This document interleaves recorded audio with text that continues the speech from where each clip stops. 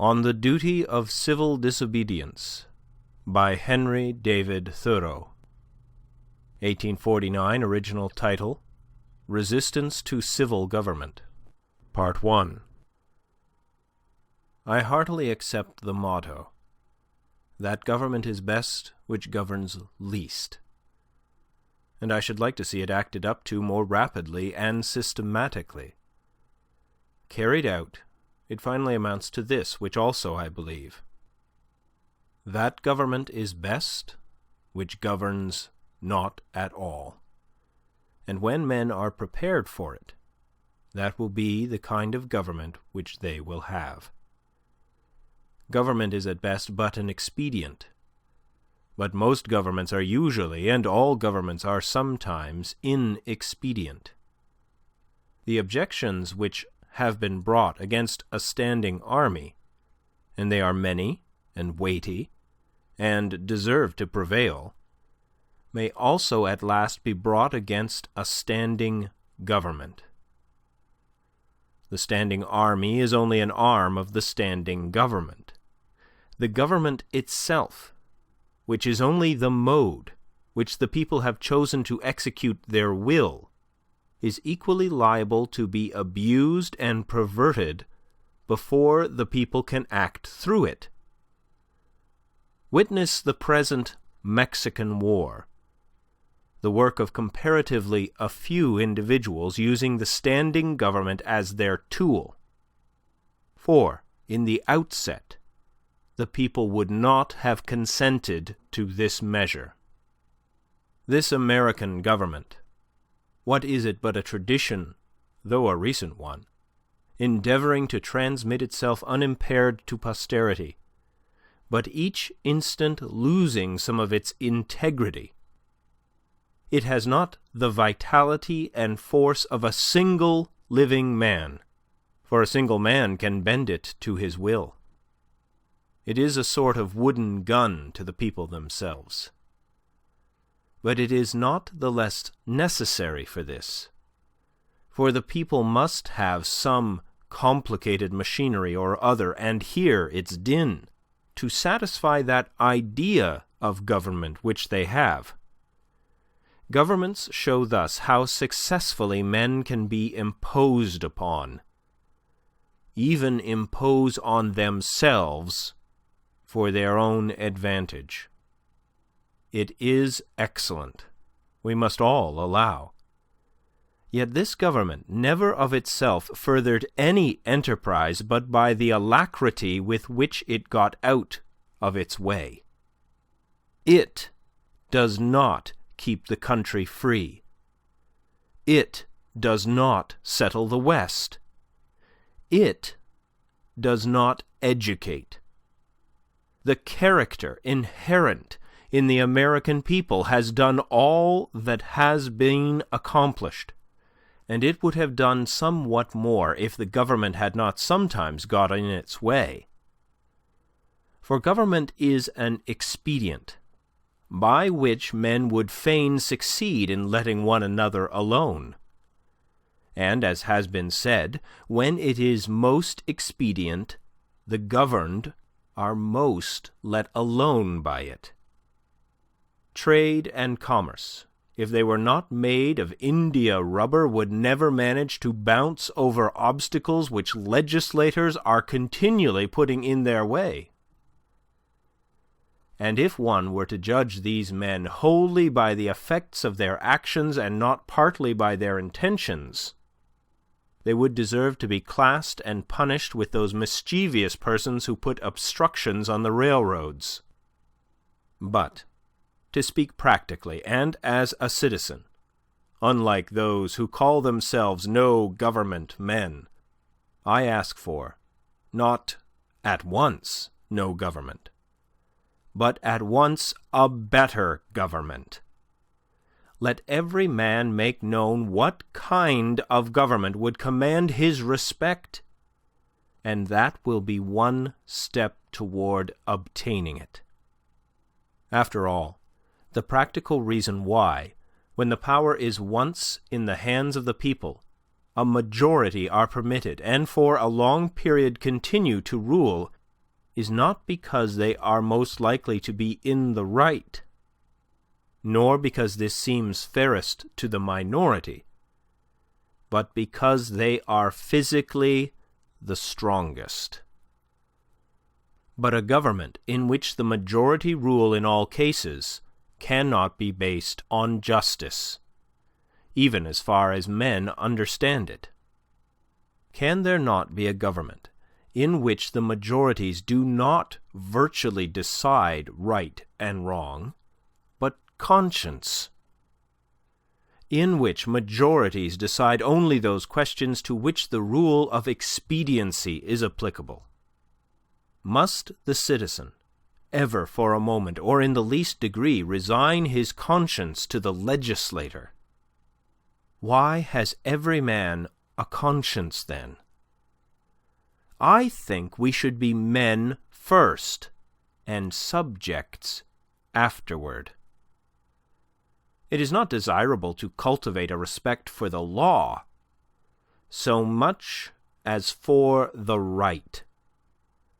The only obligation which I have a right to assume is to do at any time what I think right. It is truly enough said that a corporation has no conscience. But a corporation of conscientious men is a corporation with a conscience.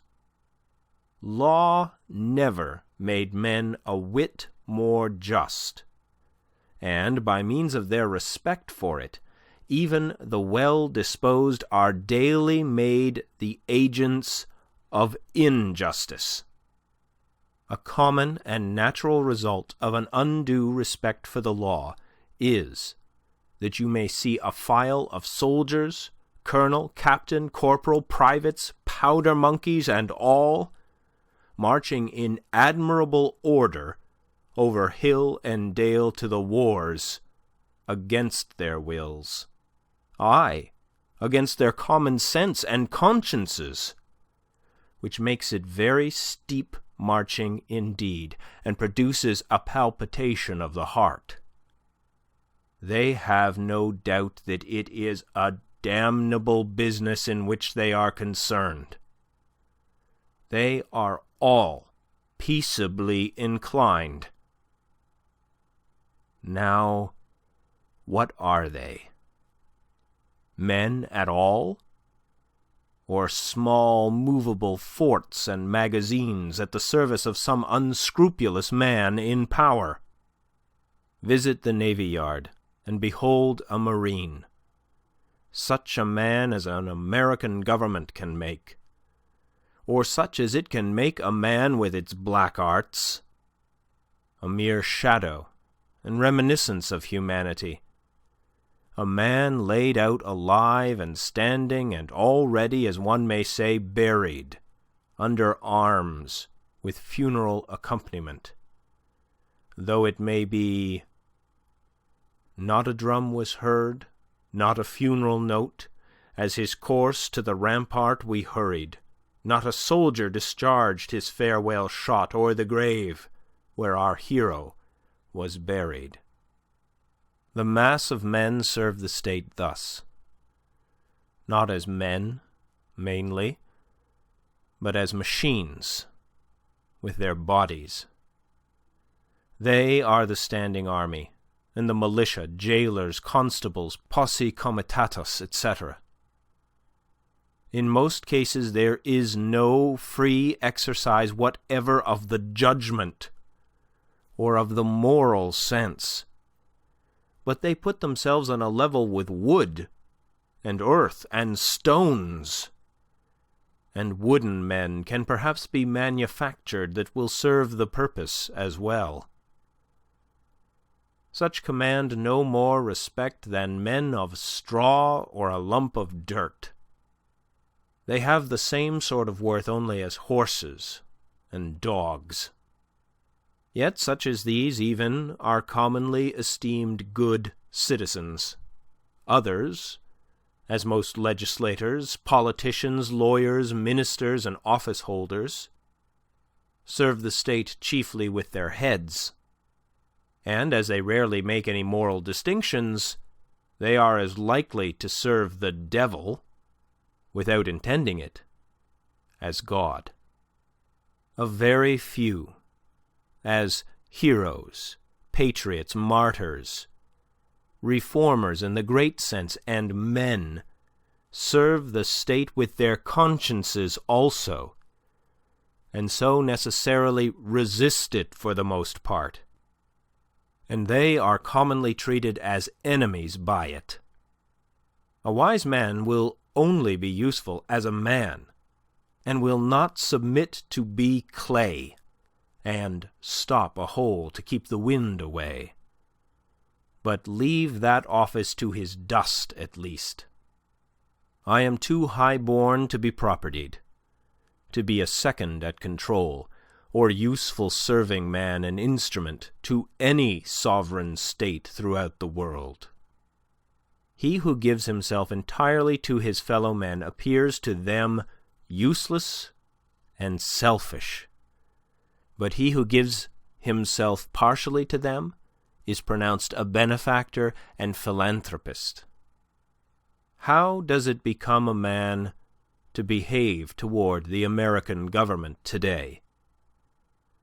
I answer that he cannot, without disgrace, be associated with it. I cannot, for an instant, recognize that political organization as my government, which is the slave's government also. All men recognize the right of revolution. That is, the right to refuse allegiance to and to resist the government, when its tyranny or its inefficiency are great and unendurable. But almost all say that such is not the case now. But such was the case, they think, in the Revolution of '75. If one were to tell me that this was a bad government because it taxed certain foreign commodities brought to its ports, it is most probable that I should not make an ado about it, for I can do without them. All machines have their friction, and possibly this does enough good to counterbalance the evil. At any rate, it is a greater evil to make a stir about it. But when the friction comes to have its machine, and oppression and robbery are organized, I say, let us not have such a machine any longer. In other words, when a sixth of the population of a nation which has undertaken to be the refuge of liberty are slaves, and a whole country is unjustly overrun and conquered by a foreign army and subjected to military law, I think that it is not too soon for honest men to rebel and revolutionize. What makes this duty the more urgent is that fact that the country so overrun is not our own, but ours is the invading army. Paley, a common authority with many on moral questions, in his chapter on the duty of submission to civil government, resolves all civil obligation into expediency, and he proceeds to say that so long as the interest of the whole society requires it, that is, so long as the established government cannot be resisted or changed without public inconvenience, it is the will of God that the established government be obeyed, and no longer. This principle being admitted, the justice of every particular case of resistance is reduced to a computation of the quantity of the danger and grievance on the one side, and of the probability and expense of redressing it on the other. Of this, he says, every man shall judge for himself. But Paley appears never to have contemplated those cases to which the rule of expediency does not apply, in which a people, as well as an individual, must do justice, cost what it may. If I have unjustly wrested a plank from a drowning man, I must restore it to him, though I drown myself. This, according to Paley, would be inconvenient. But he that would save his life in such a case shall lose it.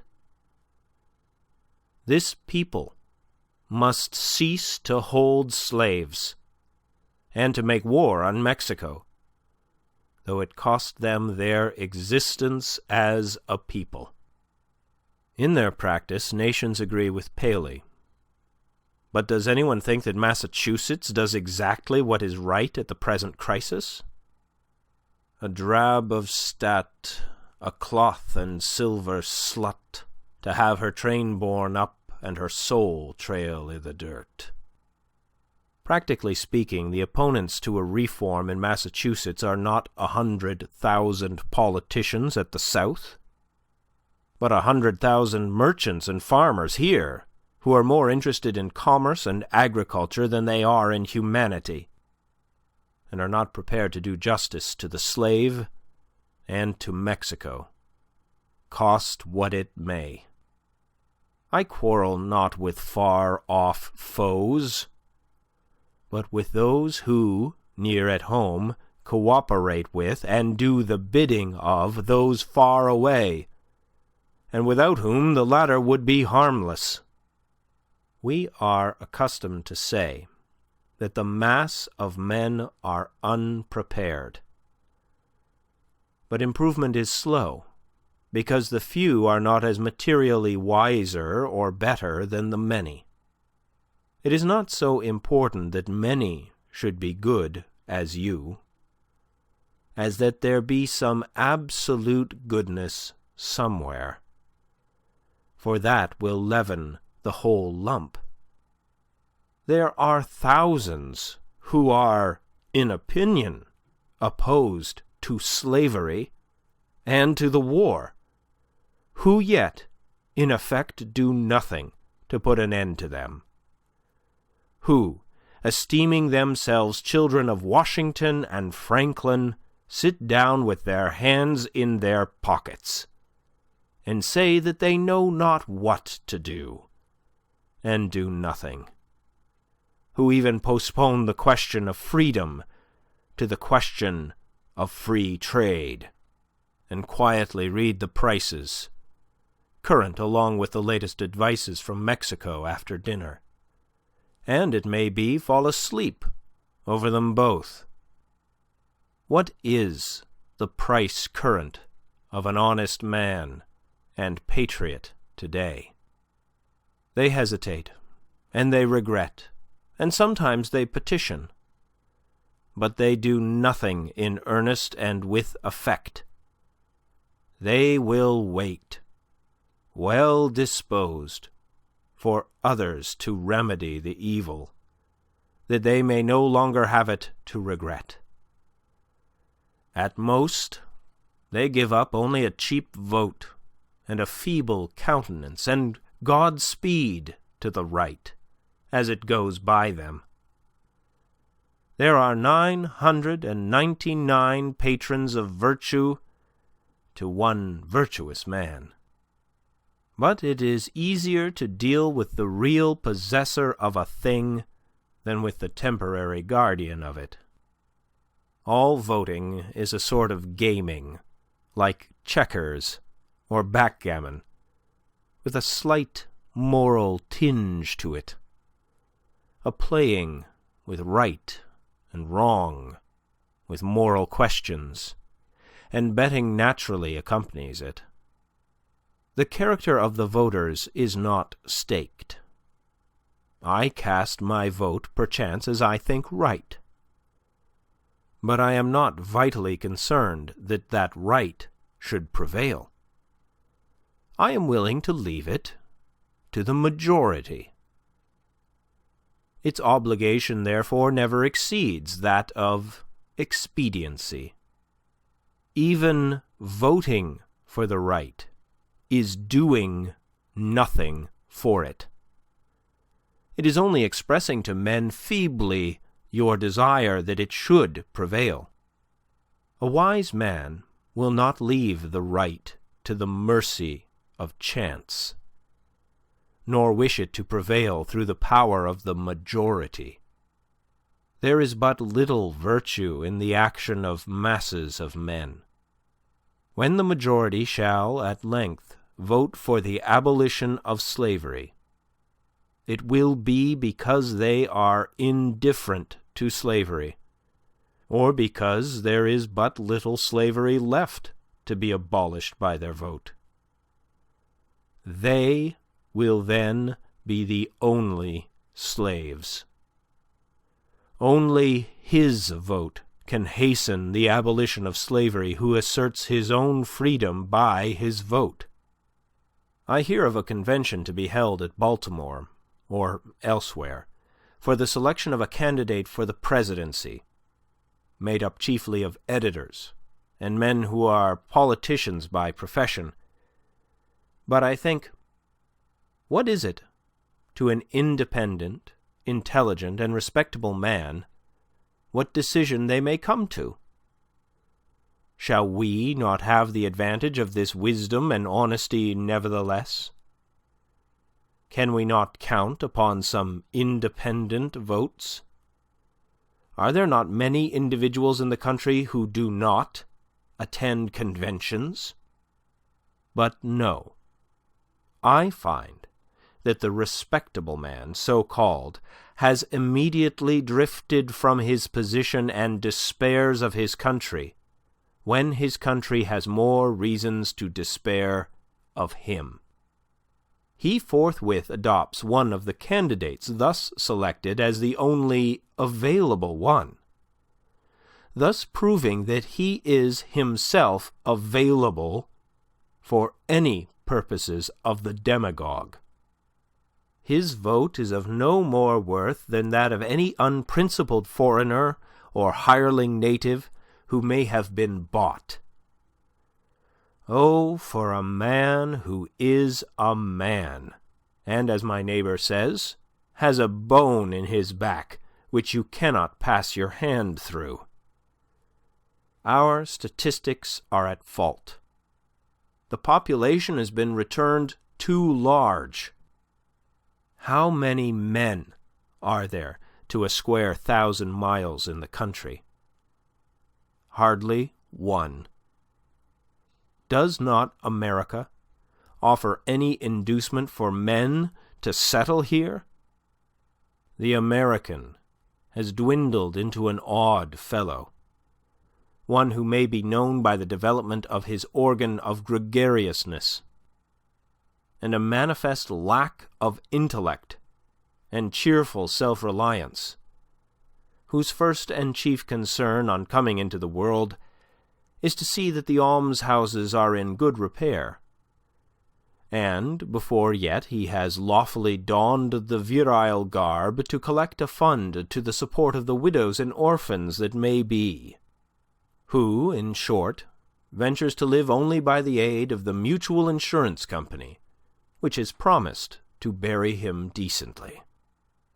It is not a man's duty as a matter of course to devote himself to the eradication of any, even to most enormous wrong. He may still properly have other concerns to engage him, but it is his duty, at least, to wash his hands of it, and if he gives it no thought longer, not to give it practically his support. If I devote myself to other pursuits and contemplations, I must first see, at least, that I do not pursue them sitting upon another man's shoulders. I must get off him first, that he may pursue his contemplations too. See what gross inconsistency is tolerated?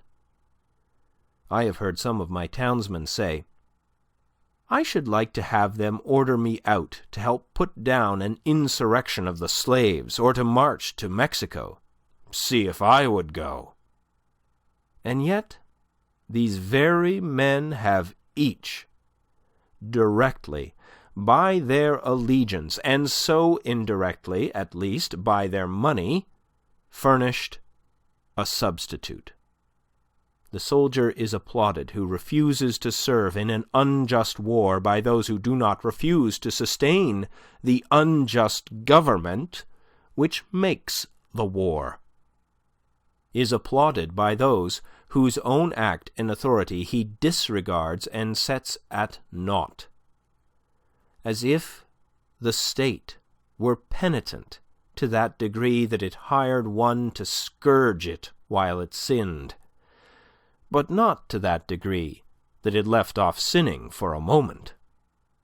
Thus, under the name of order and civil government, we are all made at last to pay homage to and support our own meanness. After the first blush of sin comes its indifference, and from immoral it becomes, as it were, unmoral, and not quite unnecessary to that life which we have made. The broadest and most prevalent error requires the most disinterested virtue to sustain it. The slight reproach to which the virtue of patriotism is commonly liable, the noble are most likely to incur. Those who, while they disapprove of the character and measures of a government, yield to it their allegiance and support, are undoubtedly its most conscientious supporters, and so frequently the most serious obstacles to reform. Some are petitioning the state to dissolve the Union, to disregard the requisitions of the President.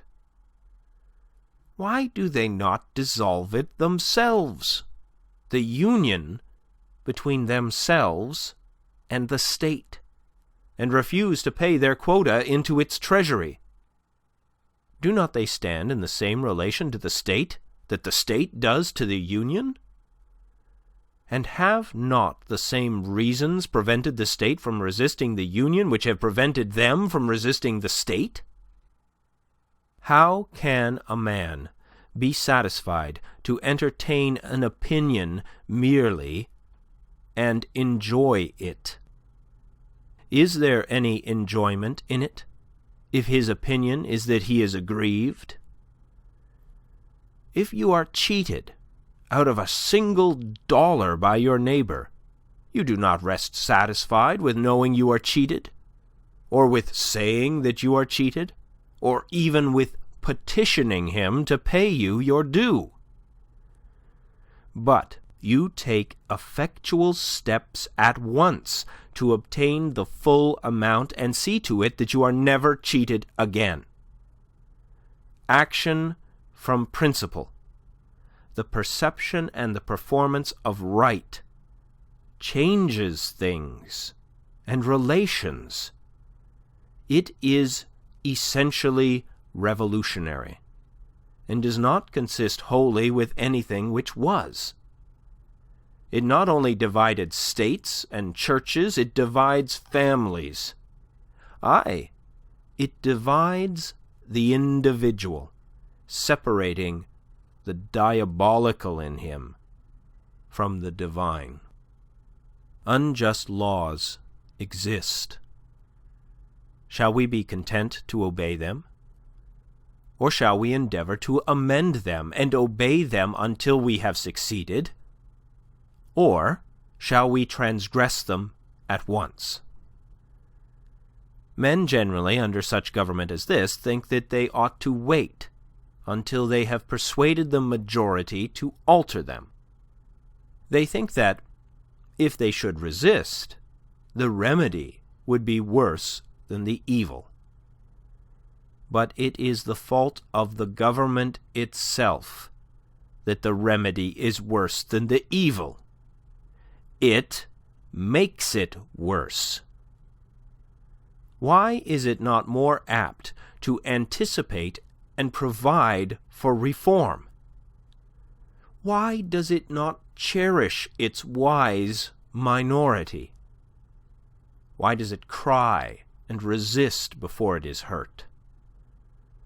Why does it not encourage its citizens to put out its faults and do better than it would have them? Why does it always crucify Christ and excommunicate Copernicus and Luther and pronounce Washington and Franklin rebels? One would think that a deliberate and practical denial of its authority was the only offense never contemplated by its government. Else, why has it not assigned its definite, its suitable and proportionate penalty? If a man has no property, refuses but once to earn 9 shillings for the state, he is put in prison for a period unlimited by any law that I know, and determined only by the discretion of those who put him there. But if he should steal 90 times 9 shillings from the state, he is soon permitted to go at large again. If the injustice is part of the necessary friction of the machine of government, let it go. Let it go. Perchance it will wear smooth. Certainly the machine will wear out. If the injustice has a spring, or a pulley, or a rope, or a crank exclusively for itself, then perhaps you may consider whether the remedy will not be worse than the evil. But if it is of such a nature that it requires you to be the agent of injustice to another, then I say break the law. Let your life be a counter-friction to stop the machine. What I have to do is to see, at any rate, that I do not lend myself to the wrong which I condemn. As for adopting the ways the state has provided for remedying the evil, I know not of such ways. They take too much time, and a man's life will be gone. I have other affairs to attend to. I came into this world not chiefly to make this a good place to live in, but to live in it, be it good or bad. A man has not everything to do, but something, and because he cannot do everything, it is not necessary that he should be doing something wrong. It is not my business to be petitioning the governor or the legislature any more than it is theirs to petition me. And if they should not hear my petition, what should I do then? But in this case, the state has provided no way. Its very constitution is the evil. This may seem to be harsh and stubborn and unconciliatory, but it is to treat with the utmost kindness and consideration the only spirit that can appreciate or deserves it. So is all change for the better, like birth and death, which convulse the body. I do not hesitate to say that those who call themselves abolitionists should at once effectually withdraw their support both in person and property from the government of Massachusetts, and not wait till they constitute a majority of one before they suffer the right to prevail through them. I think that it is enough if they have God on their side, without waiting for that other one. Moreover, any man more right than his neighbours constitutes a majority of one already. I meet this American government, or its representative, the state government, directly, and face to face, once a year, no more, in the person of its tax-gatherer. This is the only mode in which a man situated as I am necessarily meets it. And it then says distinctly, "Recognize me." And the simplest, the most effectual, and in the present posture of affairs, the indispensablest mode of treating with it on this head, of expressing your little satisfaction with and love for it, is to deny it then. My civil neighbor, the tax-gatherer, is the very man I have to deal with. For it is, after all, with men, and not with parchment, that I quarrel. And he has voluntarily chosen to be an agent of the government. How shall he ever know well that he is and does as an officer of the government, or as a man, until he is obligated to consider whether he will treat me, his neighbor, for whom he has respect as a neighbor and well-disposed man, or as a maniac and disturber of the peace, and see if he can get over this obstruction to his neighborliness without a ruder and more impetuous thought or speech corresponding with his action. I know this well, that if 1,000, if 100, if 10 men whom I could name, if 10 honest men only, if one honest man in this state of Massachusetts, ceasing to hold slaves, were actually to withdraw from this co-partnership and be locked up in the county jail therefore, it would be the abolition of slavery in America. For it matters not how small the beginning may seem to be. What is once well done is done forever. But we love better to talk about it.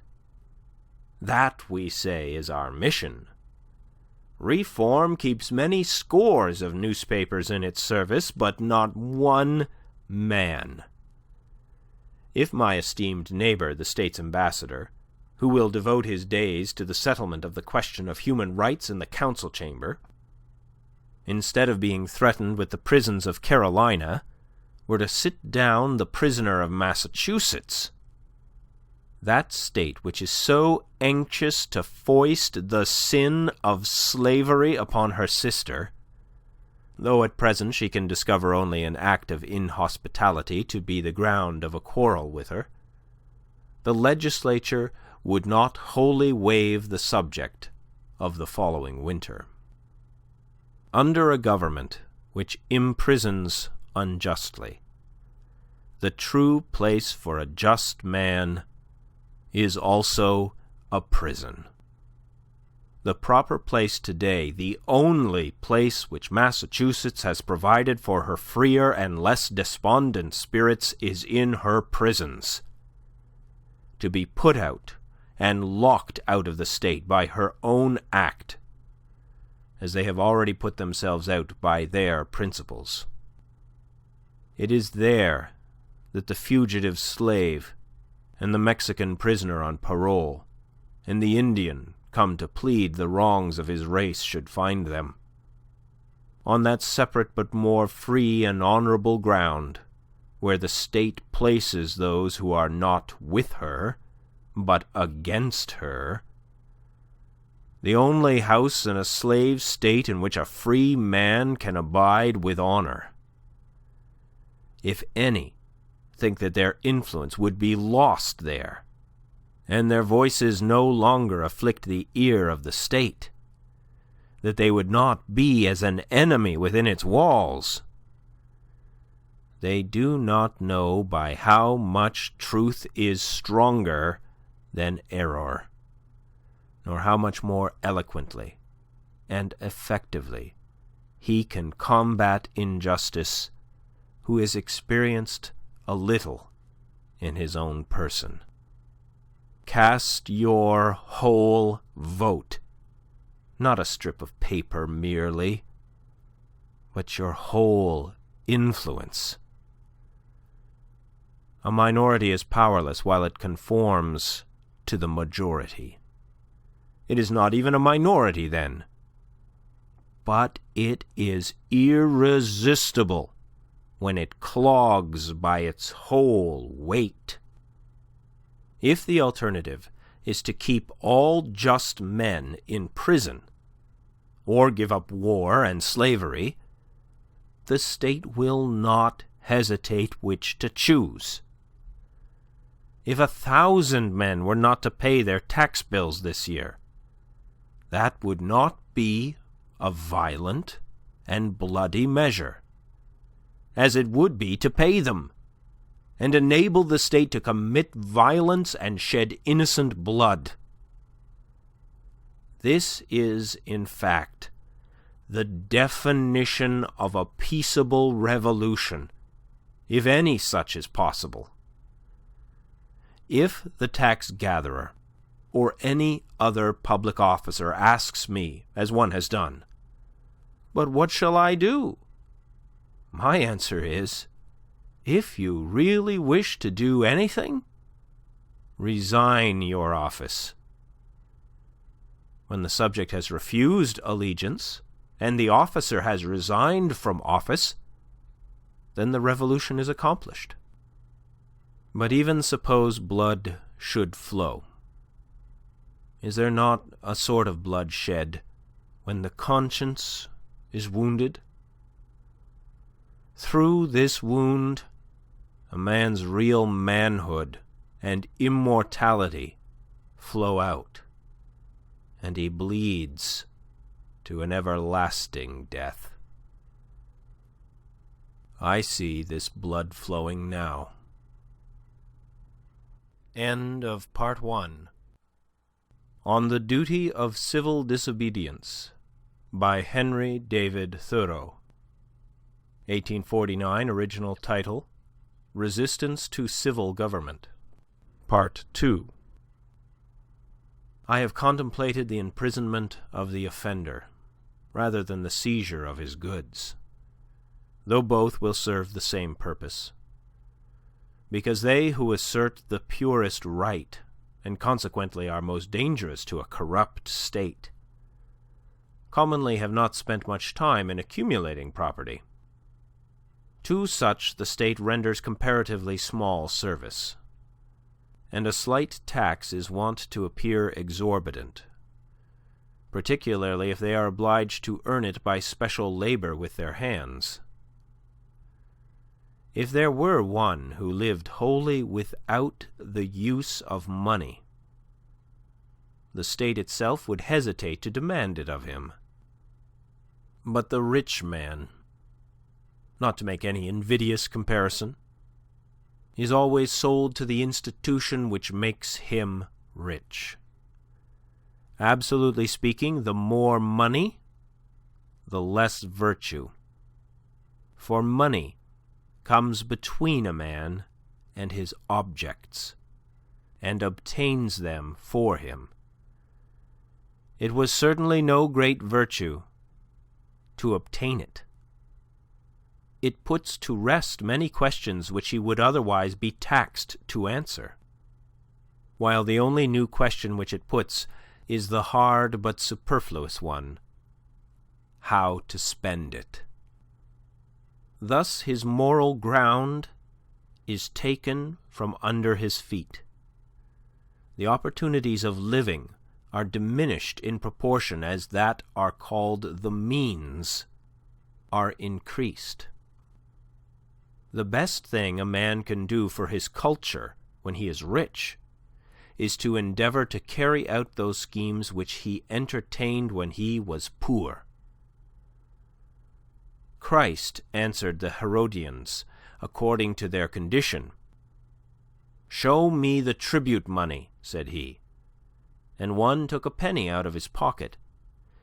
"If you use money which has the image of Caesar on it, and which he has made current and valuable, that is, if you are men of the state, and gladly enjoy the advantages of Caesar's government, then pay him back some of his own when he demands it.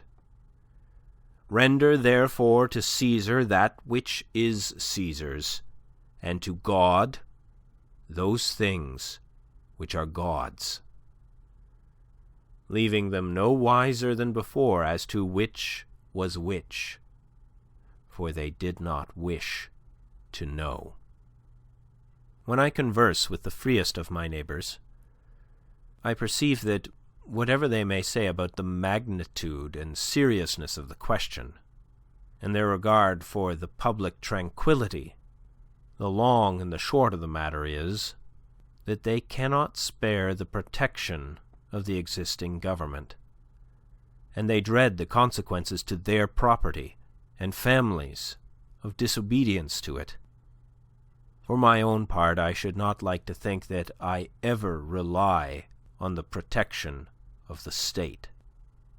But if I deny the authority of the state when it presents its tax bill, it will soon take and waste all my property, and so harass me and my children without end. This is hard. This makes it impossible for a man to live honestly, and at the same time comfortably in outward respects. It will not be worth the while to accumulate property. That would be sure to go again. You must hire or squat somewhere and raise but a small crop, and eat that soon.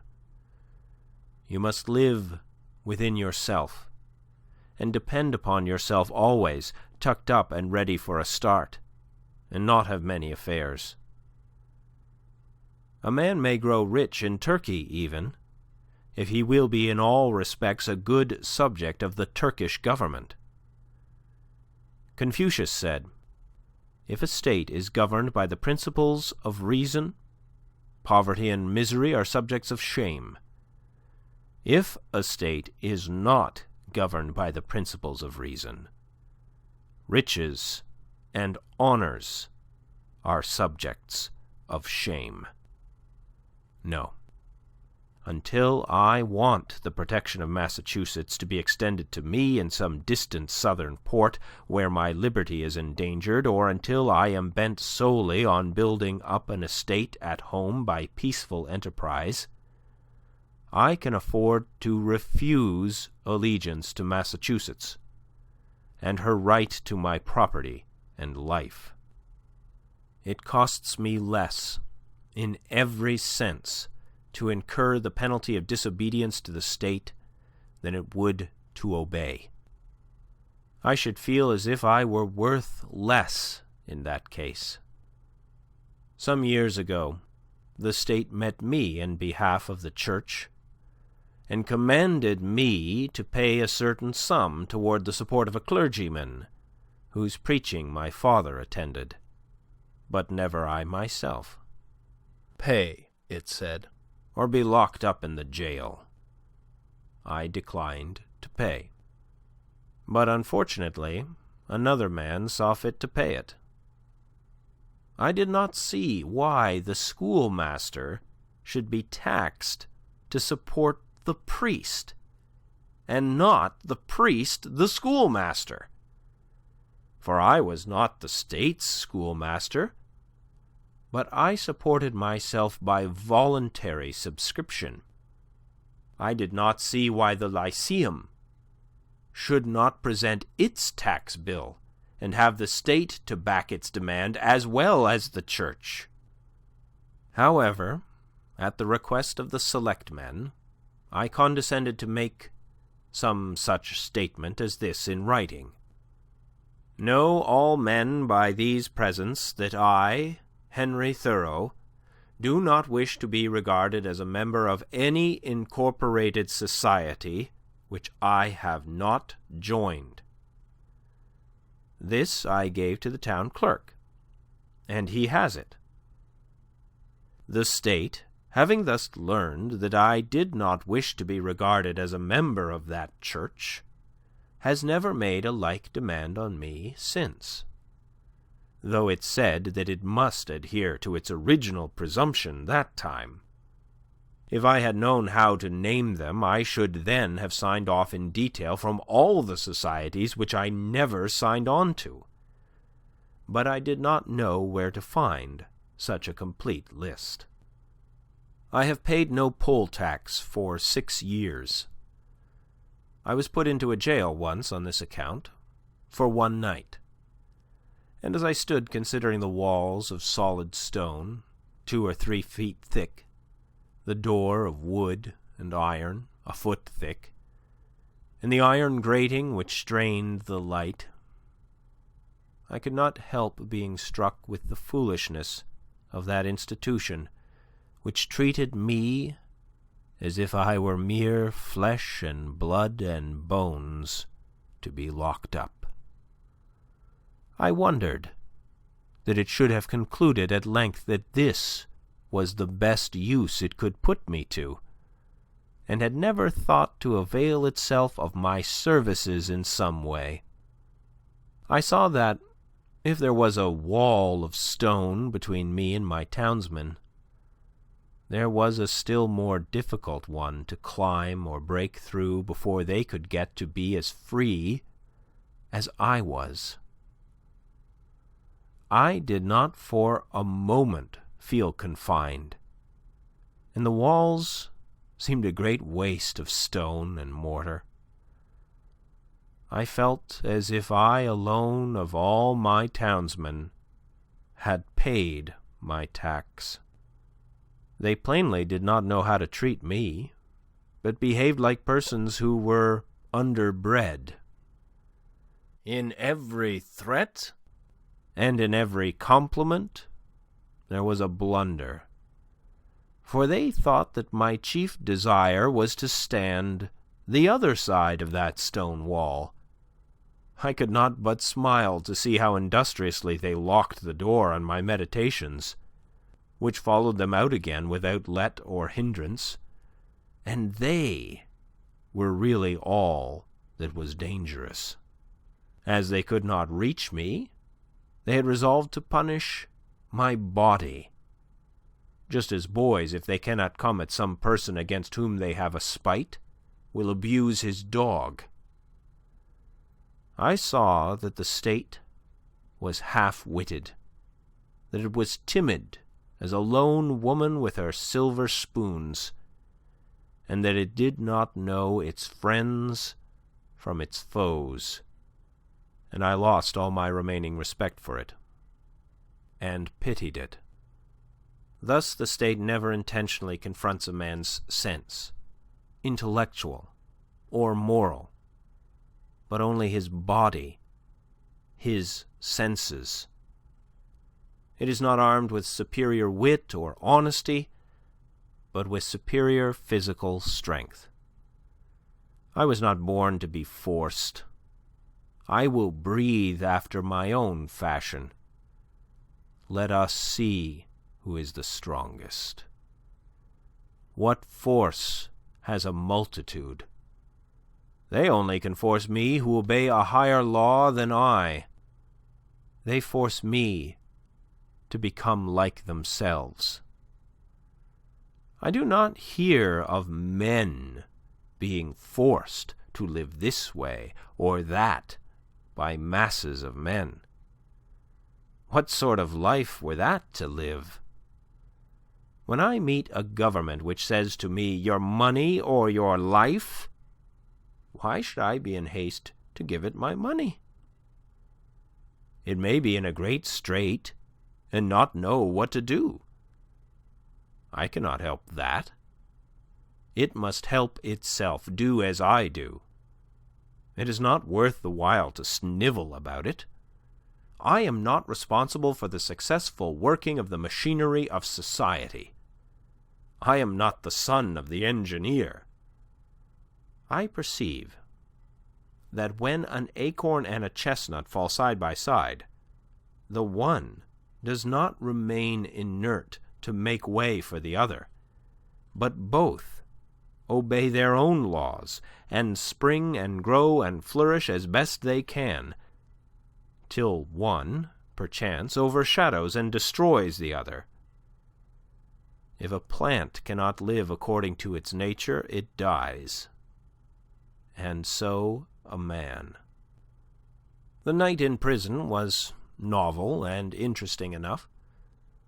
The prisoners in their shirt sleeves were enjoying a chat in the evening air in the doorway when I entered. But the jailer said, "Come, boys, it is time to lock up." And so they dispersed, and I heard the sound of their steps returning into the hollow apartments. My roommate was introduced to me by the jailer as a first-rate fellow and clever man. When the door was locked, he showed me where to hang my hat and how he managed matters there. The rooms were whitewashed once a month, and this one, at least, was the whitest, most simply furnished, and probably neatest apartment in town. He naturally wanted to know where I came from and what brought me there, and when I had told him, I asked him in my turn how he came there, presuming him to be an honest man, of course. And as the world goes, I believe he was. "Why," said he, "they accuse me of burning a barn, but I never did it." As near as I could discover, he had probably gone to bed in a barn when drunk, and smoked his pipe there, and so a barn was burnt. He had the reputation of being a clever man, had been there some 3 months, waiting for his trial to come on, and would have to wait as much longer. But he was quite domesticated and contented, since he got his board for nothing, and thought that he was well treated. He occupied one window, and I the other, and I saw that if one stayed there long, his principal business would be to look out the window. I had soon read all the tracts that were left there, and examined where former prisoners had broken out, and where a grate had been sawed off, and heard the history of the various occupants of that room, for I found that even there was a history and a gossip which never circulated beyond the walls of the jail. Probably this is the only house in the town where verses are composed, which are afterward printed in a circular form, but not published. I was shown quite a long list of young men who had been detected in an attempt to escape, who avenged themselves by singing them. I pumped my fellow prisoner as dry as I could, for fear I should never see him again. But at length he showed me which was my bed, and left me to blow out the lamp. It was like travelling into a far country, such as I had never expected to behold, to lie there for one night. It seemed to me that I never had heard the town clock strike before, nor the evening sound of the village, for we slept with the windows open, which were inside the grating. It was to see my native village in the light of the Middle Ages, and our Concord was turned into a Rhine stream, and visions of knights and castles passed before me. They were the voices of old burghers that I heard in the streets. I was an involuntary spectator and auditor of whatever was done and said in the kitchen of the adjacent village inn, a wholly new and rare experience to me. It was a closer view of my native town. I was fairly inside of it. I never had seen its institutions before. This is one of its peculiar institutions, for it is a shire town. I began to comprehend what its inhabitants were about. In the morning our breakfasts were put through the hole in the door, in small oblong square tin pans made to fit, and holding a pint of chocolate, with brown bread, and an iron spoon. When they called for the vessels again, I was green enough to return what bread I had left, but my comrade seized it, and said that I should lay that up for lunch or dinner. Soon after, he was let out to work at haying in a neighbouring field, whither he went every day, and would not be back till noon. So he bade me good day, saying that he doubted if he should see me again.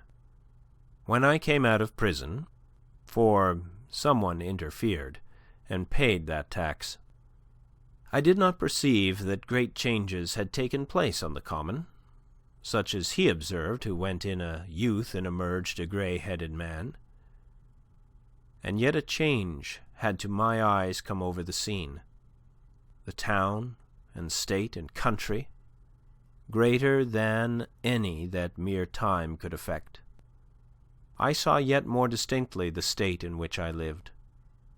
I saw to what extent the people among whom I lived could be trusted as good neighbours and friends, that their friendship was for summer weather only, that they did not greatly propose to do right, that they were a distinct race from me by their prejudices and superstitions, as the Chinamen and the Malays are, that in their sacrifices to humanity they ran no risks, not even to their property, that after all they were not so noble, but they treated the thief as he had treated them, and hoped, by a certain outward observance and a few prayers, and by walking in a particular straight though useless path from time to time, to save their souls. This may be to judge my neighbours harshly, for I believe that many of them are not aware that they have such an institution as the jail in their village. It was formerly the custom in our village, when a poor debtor came out of jail, for his acquaintances to salute him, looking through their fingers, which they crossed to represent the jail window. "How do you do?" My neighbours did not thus salute me, but first looked at me, and then at one another, as if I had returned from a long journey. I was put into jail as I was going to the shoemaker's to get a shoe which was mended. When I was let out the next morning, I proceeded to finish my errand, and having put on my mended shoe, joined a huckleberry party, who were impatient to put themselves under my conduct, and in half an hour, for the horse was soon tackled, was in the midst of a huckleberry field on one of our highest hills 2 miles off, and then the state was nowhere to be seen. That is the whole history of my prisons. I have never declined paying the highway tax, because I am as desirous of being a good neighbour as I am of being a bad subject. And as for supporting schools, I am doing my part to educate my fellow countrymen now. It is for no particular item in the tax bill that I refuse to pay it. I simply wish to refuse allegiance to the state, to withdraw and stand aloof from it effectually. I do not care to trace the course of my dollar, if I could, till it buys a man or a musket to shoot one with. The dollar is innocent, but I am concerned to trace the effects of my allegiance.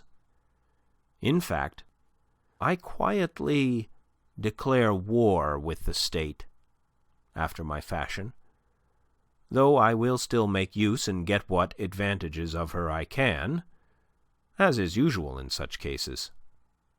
If others pay the tax which is demanded of me, from a sympathy with the state, they do but what they have already done in their own case, or rather they abet injustice to a greater extent than the state requires. If they pay the tax from a mistaken interest in the individual taxed, to save his property or prevent his going to jail, it is because they have not considered wisely how far they let their private feelings interfere with the public good. This, then, is my position at present. But one cannot be too much on his guard in such a case, lest his actions be biased by obstinacy, or an undue regard for the opinions of men. Let him see that he does only what belongs to himself and to the hour. I think sometimes, why, this people mean well. They are only ignorant. They would do better if they knew how. Why give your neighbors this pain to treat you as they are not inclined to? But I think again, this is no reason why I should do as they do, or permit others to suffer much greater pain of a different kind. Again, I sometimes say to myself, when many millions of men, without heat, without ill will, without personal feelings of any kind, demand of you a few shillings only, without the possibility, such is their constitution, of retracting or altering their present demand, and without the possibility on your side of appeal to any other millions, why expose yourself to this overwhelming brute force? You do not resist cold and hunger, the winds and the waves thus obstinately. You quietly submit to 1,000 similar necessities. You do not put your head into the fire. But just in proportion as I regard this as not wholly a brute force, but partly a human force, and consider that I have relations to those millions as to so many millions of men, and not of mere brute or inanimate things, I see that appeal is possible. First, and instantaneously, from them to the maker of them, and secondly, from them to themselves. But if I put my head deliberately into the fire, there is no appeal to fire or to the maker of fire, and I have only myself to blame. If I could convince myself that I have any right to be satisfied with men as they are, and to treat them accordingly, and not according, in some respects, to my requisitions and expectations of what they and I ought to be, then, like a good Mussulman and fatalist, I should endeavour to be satisfied with things as they are, and say it is the will of God. And above all, there is this difference between resisting this and a purely brute or natural force, that I can resist this with some effect. But I cannot expect, like Orpheus, to change the nature of the rocks and trees and beasts. I do not wish to quarrel with any man or nation. I do not wish to split hairs, to make fine distinctions, or set myself up as better than my neighbours. I seek rather, I may say, even an excuse for conforming to the laws of the land. I am but too ready to conform to them. Indeed, I have reason to suspect myself on this head, and every year, as the tax-gatherer comes round, I find myself disposed to review the acts and position of the general and state governments, and the spirit of the people, to discover a pretext for conformity. We must affect our country as our parents, and if at any time we alienate our love or industry from doing it honour, we must respect affects and teach the soul matter of conscience and religion, and not desire of rule or benefit. I believe that the state will soon be able to take all my work of this sort out of my hands, and then I shall be no better patriot than my fellow countrymen. Seen from a lower point of view, the Constitution, with all its faults, is very good. The law and the courts are very respectable. Even this state and this American government are, in many respects, very admirable and rare things to be thankful for. such as a great many have described them. Seen from a higher still, and the highest, who shall say what they are, or what they are worth looking at or thinking of at all? However, the government does not concern me much, and I shall bestow the fewest possible thoughts on it. It is not many moments that I live under a government, even in this world.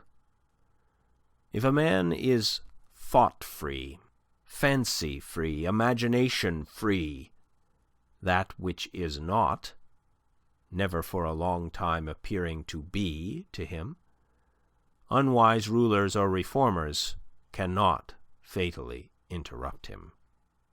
I know that most men think differently from myself, but those whose lives are by profession devoted to the study of these or kindred subjects content me as little as any. Statesmen and legislators, standing so completely within the institution, never distinctly and nakedly behold it. They speak of moving society, but have no resting place without it. They may be men of a certain experience and discrimination, and have no doubt invented ingenious and even useful systems, for which we sincerely thank them. But all their wit and usefulness lie within certain not very wide limits. They are wont to forget that the world is not governed by policy and expediency. Webster never goes behind government, and so cannot speak with authority about it. His words are wisdom to those legislators who contemplate no essential reform in the existing government. But for thinkers, and those who legislate for all time, he never once glances at the subject. I know of those whose serene and wise speculations on this theme would soon reveal the limits of his mind's range and hospitality. Yet compared with the cheap professions of most reformers and the still cheaper wisdom and eloquence of politicians in general, his are almost the only sensible and valuable words, and we thank heaven for him. Comparatively, he is always strong, original, and above all practical. Still, his quality is not wisdom, but prudence. The lawyer's truth is not truth, but consistency or a consistent expediency. Truth is always in harmony with herself, and is not concerned chiefly to reveal the justice that may consist with wrongdoing. He well deserves to be called, as he has been called, the defender of the Constitution.